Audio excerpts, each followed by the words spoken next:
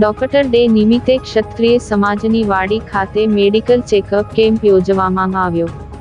Bharuch rotary club of Femina દ્વારા doctor day નિમિત્તે ક્ષત્રિય સમાજની વાડી ખાતે મેડિકલ ચેકઅપ કેમ્પ યોજવામાં આવ્યો હતો.